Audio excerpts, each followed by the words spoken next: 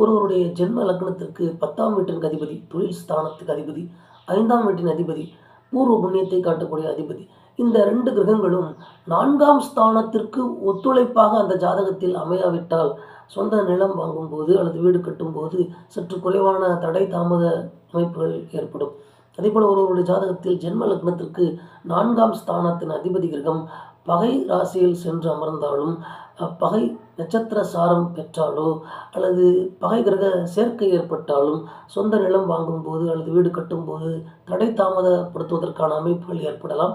அதேபோல் ஒரு ஜாதகத்தில் சொந்த நிலம் வாங்கும்போது அல்லது வீடு கட்டும்போது கோச்சார ரீதியாக ராசி லக்னத்திற்கு 4ஆம் ஸ்தானத்தில் ராகு பகவான், கேது பகவான், சனி பகவான் போன்ற கிரகங்கள் வரும்போது சற்று குறைவான தடை தாமத அமைப்புகள் ஏற்படலாம்.